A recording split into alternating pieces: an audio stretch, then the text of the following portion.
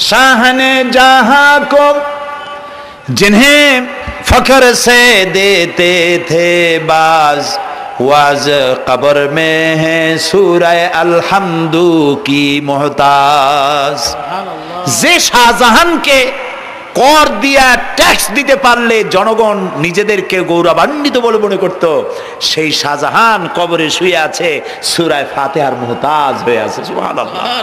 যদি কেউ আমার কবরের কাছ থেকে হেঁটে যাইতো আর একটু সূরা ইখলাস পড়ে সবরে সানি করতে, আমি কিছু পাইতাম। আহারে এই এতিম ফকির হয়ে শুয়ে আছে।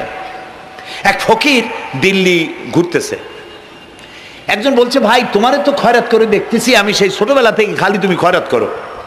একটা জিনিস আপনারা মনে রাখবেন, গরিব আজকে যারা গরিব পরিশ্রমের মধ্য দিয়ে কালকে তারা ধনী হতে পারে, কিন্তু যারা ভিক্ষুক, যারা ভিক্ষা করে জিন্দেগিতে কোনোদিন তারা বড় হতে পারবে না। ভিক্ষা করা যাদের অভ্যাস জীবনেও বাড়ি করতে পারবে না, জীবনেও ধনী হইতে পারবে না, কিন্তু গরিব ধনী হইতে পারবে। কারণ হলো আল্লাহর কাছে দুইটা বৈধ জিনিস অত্যন্ত ঘৃণিত। কয়টা? একটা হলো তালাক আর একটা হলো ভিক্ষাবৃত্তি, মানুষের কাছে চাওয়া। আল্লাহ পছন্দ করেন না।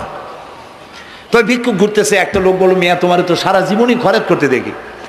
খরচ করবো না, করবো কি? যার কাছে যাই সে দেয় 4 আনা 2 আনা 1 টাকা, এর বেশি তো দেয় না। তেই দিয়ে আমি কেমনে বড় লোক হবো? কয় যে তুমি বাদশারে চোখে দেখো না, বাদশারে চোখে দেখো না। কয় বাদশার কাছে কি আমার মতো লোক যাইতে পারে নাকি? কল না যাইতে হবে, যাও। বাদশা একবার যাবা এমন দেওয়া দেবে জীবনে আর তোমার খয়রাত করা লাগবে না। পাতি শিয়ালের পিছনে ঘুরে তো লাভ নাই, পাতি শিয়ালে খায় মুরগি, তোমার একটা ঠ্যাং দেবে, দাঁতের খেলালের কাজ হবে না। বাঘের পিছনে ঘোরো, বাঘে খায় গরু আর হরিণ, একটা রান দিলে তুমি 1 সপ্তাহ খাইতে পারবা। কাজে ঘুরতে গিয়েও বোঝা উচিত কার সাথে ঘুরি।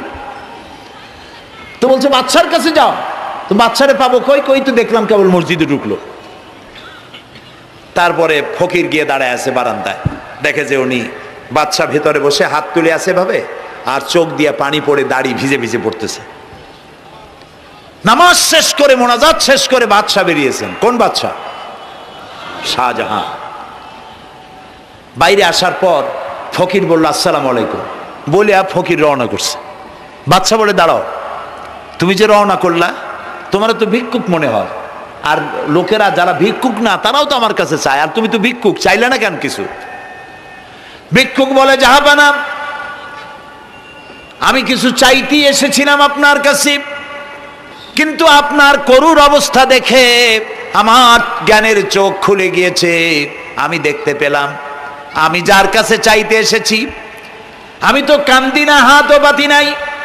যার কাছে চাইতে আসলাম দিল্লির সম্রাট, আবার কোন সম্রাটের কাছে হাত পেতে ভিক্ষুকের মতো কি জানি চায়, আর চোখ দিয়া পানি পড়ে দাড়ি ভিজে ভিজে পড়ছে। আমার জ্ঞানের চোখ খুলে গেছে, দুনিয়ার বাদশার কাছে আর চাইবো না। বাদশা কান্দে যে বাদশার কাছে, তার কাছেই চাইবো। প্রিয় ভাই সব, এই জন্যে জিহন সাফ করে ফেলুন।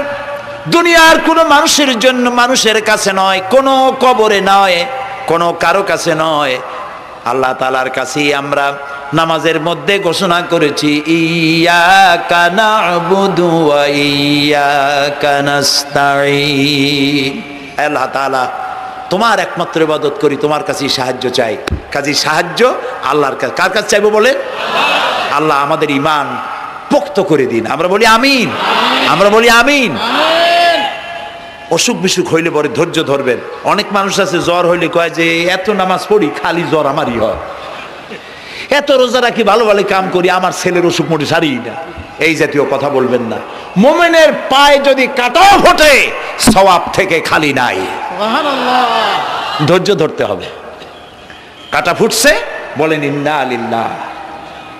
আজাবান লিল মুমিন, মুমিনের জন্য বড়ই আশ্চর্য ব্যাপার, বিপদ হইলেও শুকর আদায় করে, আর সুখে থাকলেও শুকর আদায় করে। সুবহানাল্লাহ বিহামদি। বিপদ আসলে সে বলে ইন্না লিল্লাহি, বলেন ইন্না লিল্লাহি ওয়া ইন্না ইলাইহি রাজিউন। আর যখন শান্তি আসে বলে আলহামদুলিল্লাহ। দুই অবস্থায় তার জন্য নিয়ামত আল্লাহর তরফ থেকে সে পায়। আলহামদুলিল্লাহ।